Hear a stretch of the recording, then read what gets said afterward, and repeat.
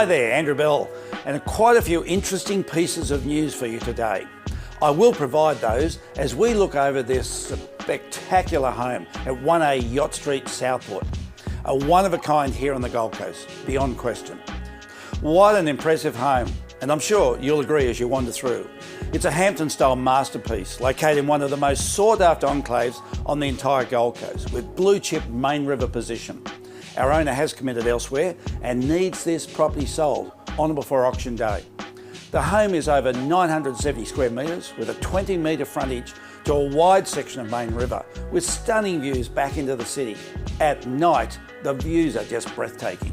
Go your hardest and try and find anything else on the Gold Coast like this, and you'll find the answer is, there is none. The home has 5 very large sized bedrooms, 4 bathrooms, theatre, games room, home, office, plus outdoor alfresco entertaining, all leading down to the sparkling pool and the floating pontoon, which is superbly positioned to accommodate a 65-foot vessel. The kitchen is a chef's dream, and there's a wine cellar and scullery, as well as the separate and quite amazing master wing with a sitting room, a huge ensuite, walk-in robe and private balcony. This home was built with loving care, meticulous attention to detail. You'll find there is nothing wanting. Do yourself a favour and contact our marketing agent Jackson Paradise to make a time to inspect this spectacular home. One of the things I've learnt about real estate over the years is you don't get to choose when a masterpiece comes to the market, but you must be ready to seize on the opportunity. And these are the moments when opportunities cannot be let past. Come, inspect, be amazed. Now, to touch on some of the news.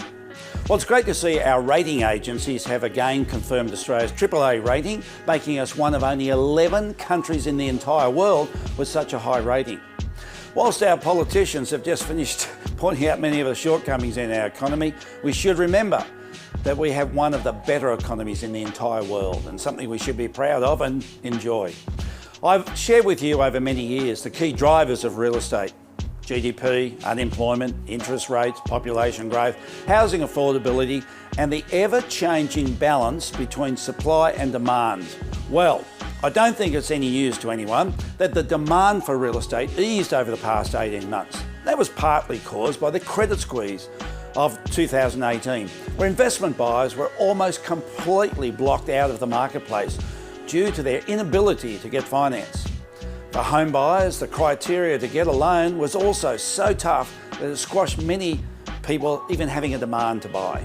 The risk was that if supply continued as it was, we would have had a significant imbalance with a flood of properties on the market and few buyers in which to buy, which ultimately would have meant significant falls in prices. Well, as buyers in the market will tell you today, there is very little volume, very little choice on the entire marketplace for them to choose from. Sellers aren't under any financial pressure, and so many are just choosing not even to list their properties and to wait for a later stage. However, the biggest supply in the overall real estate market always comes from new housing construction, and so we keep a close eye on it. This is the real eye-opener. Now have a look at this now.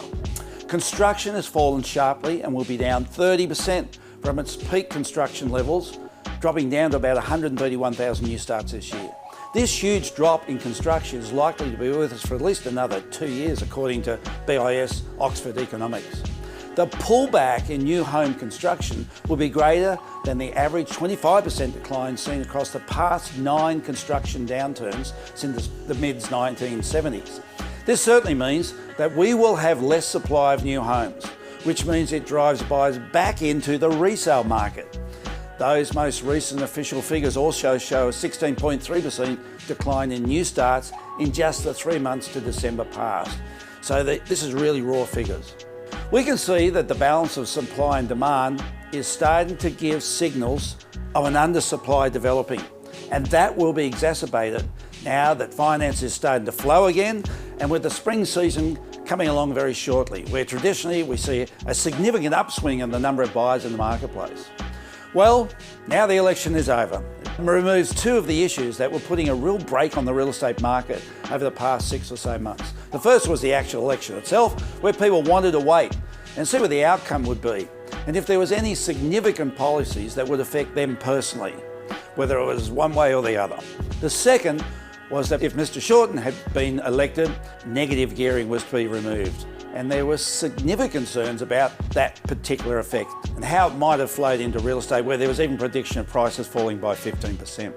With the election now done and dusted, both those issues have been put to bed, and so we can expect people will now see the real estate market in a much more positive light, and I think you'll start to see a flow of sales. I'm sure, like me, that you'll be very glad to see all those election ads off our TV screens and out of the newspapers, and we can get back to enjoying the magnificent lifestyle that we have here on the Gold Coast. To that end, I wish you a wonderful fortnight ahead and look forward to being with you in 2 weeks' time.